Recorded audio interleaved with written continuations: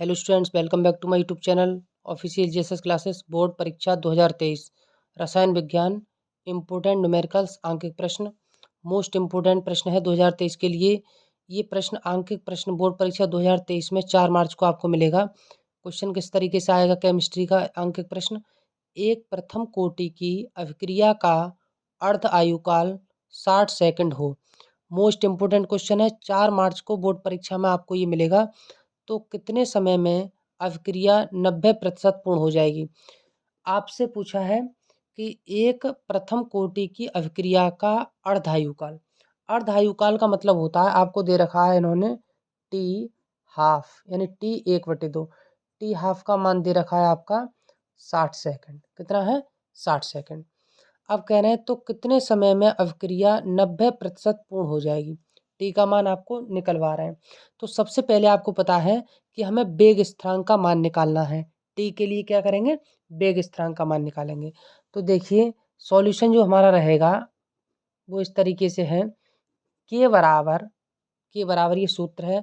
आपको हमने अभिक्रियाएं पढ़ाई थी, प्रथम कोटि की, द्वितीय कोटि की, तृतीय कोटि की। तो मैंने ये आपको सूत्र बताया था 0.693 अपॉन, और ये सूत्र होता है आपका हाफ टी हाफ। ये सूत्र आपको इसमें लगा देना है। अब देखिए, के बराबर, ये तो ऊपर वाली चीज़ ऐसे लिखनी है 0.693 अपॉन टी हाफ का मान देखो यहाँ दे रखा है कितना है? अर्ध आयुकाल। अर्ध आयुकाल को हम टी हाफ से लिखते हैं और इसका मान है 60 सेकंड। तो यहाँ पर हम क्या करेंगे? 60 सेकंड लिख लेंगे, ये इस तरीके से। इसके बाद देखिए, देखो यहाँ पर हम गुणा लगाते हैं, क्योंकि ये डेसिमल हटाना है तो हम इस डेसिमल को हटा देंगे। डेसिमल के नीचे मान लो हमने 1 लिख लिया। अब आगे कितनी संख्या है? आगे संख्या देखते हैं, 1 2 3। जितनी संख्याएं आगे होती हैं उतने हम जीरो बढ़ा लेते हैं नीचे। तो हमने 3 जीरो ये बढ़ा लिए। अब देखिए क्या करना है हमें। सबसे पहले देखो, इस डिजिट से ये डिजिट भी नहीं कटेगी, ना इससे ये कटेगी, क्योंकि ये नीचे सम संख्या से कटेंगी और ये विषम से कटेगी। तो सबसे पहले क्या करते हैं, देखिए 60 से 693 को हम क्या करते हैं? भाग कर लेते हैं। सबसे पहले क्या करेंगे? 60 से हम 693 को भाग कर लेंगे। तो देखिए 60 से जब आप 693 को भाग करेंगे तो कितना आंसर आएगा, ये आप देख सकते हैं। तो सबसे पहले हमें करना क्या है? 60 से 693 को भाग कर लिए। तो चलिए, मैं एक रफ पेज है ये मेरे हाथ में। अब मैं इस पे 60 से, और ये दिया है आपका 60, और ये है 693। तो 693 को हम भाग कर लेते हैं। 693 को भाग, तो देखिए क्या हो जाएगा? 60 एकम 60 हो गया आपका। ये कितना बचा हमारा? 9 बचा। उतार लिए 3 है, तो 60 एकम 60। फिर कितना बचा? 3 यहाँ से, 3 यहाँ से, 33। पॉइंट लगा के हमने जीरो बढ़ा लिया। तो 60 पंजे 300 हो गए, 300 बचे, फिर 30 डेसिमल लगा हुआ है, जीरो उतार लो, 60 पंजे 300। तो ये आपका हो गया इतना। देखिए अब इसके बाद क्या करते हैं, जब हमारा मान इतना आ गया तो इसकी वैल्यू आप लगा दो। इसकी वैल्यू लगाने के लिए सबसे पहले क्या करेंगे? इसका जो मान आया है, आपने जो मान निकाला है इसका, वो मान आपको यहाँ लगाना पड़ेगा। तो आप इसका मान इस तरीके से पेपर में लगा सकते हैं। इसके भाग करने से कितना आया हमारा आंसर? अभी आपने देखा था कि जो हमने भाग करी थी वो आंसर आपका आया था। देखो मेरे पास ये रफ पेज था, इस पर मैंने भाग करी थी। तो आंसर आया था के बराबर, और 11.55 ये हो गया। इससे इसको भाग करेंगे तो इतना आएगा। अब हम देखिए क्या करते हैं कि ये जो जीरो है हमारे, ये जीरो हैं, इन जीरो को हम क्या करेंगे? देखो, इन जीरो को सबसे पहले करना क्या है कि हमारे 1 2 3 जीरो हैं ये, ठीक है। इससे हमने इसको भाग कर लिया तो हमारा इतना आया आंसर। और जब हम इसको क्या करेंगे, ऊपर पहुंचाएंगे जीरो को, तो गुणा 10 की घात, देखो 1 2 3 है तो ये 10 की घात के रूप में लिख देते हैं जीरो। तो यहाँ से जब नीचे से जीरो 3 घातें ऊपर जाएंगी तो 10 की घात, ये घातें किसकी हो जाएंगी? माइनस की हो जाएंगी। ये आपको ध्यान रखना है कि जब घातें नीचे प्लस की होती हैं और ऊपर ले जाई जाती हैं तो माइनस की हो जाती हैं, और यदि घातें नीचे माइनस की हैं तो ऊपर जा करके प्लस की हो जाती हैं। तो इतना हमारा ये आ गया। अब देखो इसके लिए हम के बराबर, अगर पॉइंट हम यहाँ से यहाँ बढ़ाना चाहें, जैसे मान लो 11, 5, अब पॉइंट यहाँ बढ़ा है तो गुणा 10 की घात एक, देखो एक डिजिट यहाँ पर बढ़ गई है, एक संख्या बढ़ी तो एक जीरो भी यहाँ बढ़ जाएगा। तो मान लीजिए के का मान हमारा हो गया ये आपका के का मान हो गया। इसके बाद वो पूछ रहा है कि अभिक्रिया 90% पूर्ण हो जाएगी कितने समय में। तो देखो यहाँ पे सूत्र जो लिखवाया था मैंने प्रथम कोटि की अभिक्रिया में, वो था आपका के बराबर 2.303 अपॉन टी, और इसके बाद log 10 अभिक्रिया की सांद्रता और अभिक्रिया की प्रारंभिक सांद्रता, ये वाला हमने सूत्र लिखवाया है। प्रथम कोटि की अभिक्रिया पढ़ाई है तो उसमें मैंने ये सूत्र लिखवाया है। अब देखिए के का तो मान हम निकाल चुके हैं, ये वाला है। हमें निकालना किसका है, कितने समय में, समय का मतलब होता है टी का मान निकालना है हमें। तो देखो यहाँ से टी से पहले हम के निकाल लेंगे उस सूत्र से, फिर टी निकालने के लिए टी बराबर 2.303 अपॉन टी की जगह क्या आ जाएगा हमारा के, और फिर इसके बाद log 10 ऐसे लिख दिया हमने, और ए अपॉन क्या लिख देंगे नीचे सूत्र में ए माइनस एक्स, ये लिख दिया हमने। इसके बाद टी बराबर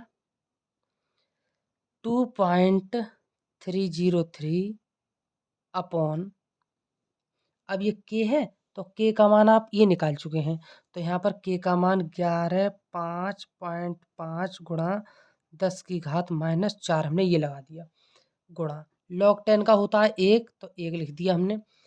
अभिक्रिया की सांद्रता है पूर्ण कितनी होती है 100 बटे ए का मान कितना है 100 और एक्स का मान कितना है 90% है, तो यहाँ पे हम 90 लिख लेंगे। ये जब हम परसेंट निकालते हैं तो किस में निकालते हैं 100 में, तो अभिक्रिया की प्रारंभिक सांद्रता और टी समय बाद अभिक्रिया की सांद्रता ये हो गई आपकी। अब देखो टी बराबर 2.303 अपॉन, ये ऐसे लिखेंगे हम, देखो ये आ गया 0.5 गुणा 10 की घात -4। 100 में से एक की कोई वैल्यू नहीं है तो हम एक से गुणा करेंगे तो वही आएगा। तो यहाँ पे 100 जो है 100 बटे 100 में से 90 माइनस करेंगे तो बचेंगे 10, जीरो से जीरो आपका कैंसिल हो गया। तो इसके बाद देखो अगर हम इनको इस तरीके से टी बराबर 2.303 अपॉन ये हो जाएगा 115.5 और गुणा 10 की घात -4, ठीक है। अब देखिए गुणा में है ये चीज, तो मान लीजिए ये 1 है और ये 10 है, तो इस 1 को हम 10 की घात के रूप में अगर लिखें तो 1 की 10 बार गुणा करेंगे तो 1 ही आएगा।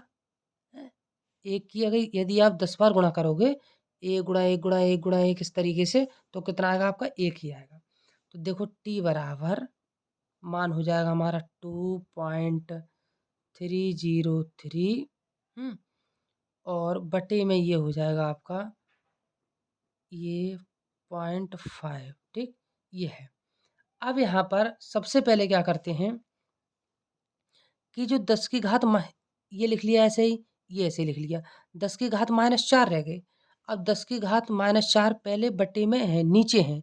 अब इनको यहाँ से वैसे यहाँ आना चाहिए, लेकिन इसको जब हम ऊपर पहुँचाएंगे तो गुणा लगा करके 10 की घात जो 4 माइनस के हैं वो ऊपर जा करके प्लस के हो जाएंगे, ठीक है। ये हो गया आपका 10 की घात 4 प्लस के। अब देखो यहाँ पे डेसिमल, ये डेसिमल हटा दिया, डेसिमल से आगे कितनी संख्या है 1, तो एक जीरो बढ़ा दिए हैं, गुणा लगाया, डेसिमल हटाएंगे 1 लिख लेंगे, 1 2 3 4 कितने हैं 1 2 3 4, 4 जीरो हो गए, ठीक। तो इसके बाद टी बराबर पॉइंट नहीं लगाएंगे, 230 गुणा 10 की घात 4 है बटे ये आ गया 1155, ये हो गया।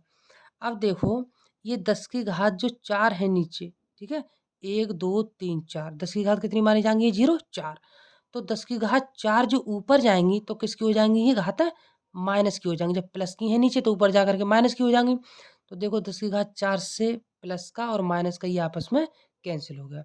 इसके बाद जो हमारा आंसर आया तो टी बराबर 233030 अपॉन 1155।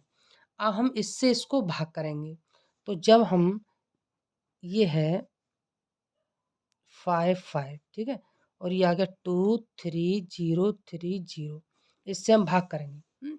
तो इसमें हम एक बार देंगे पहले, तो कितना जाएगा आपका 1155 हो गया ये, ठीक है, 1155। लगभग आप डेसिमल करके ये भाग करके देख लेना, ये जो आंसर आपका आएगा वो आएगा भाई t बराबर 11.2। ये आपका आंसर हो गया, ये आपका आंसर हो गया। ये मोस्ट इम्पोर्टेंट क्वेश्चन है बोर्ड परीक्षा 2023 के लिए। ये कम से कम आपका 5 या 7 नंबर में आपको बोर्ड परीक्षा में जरूर मिलेगा इस बार।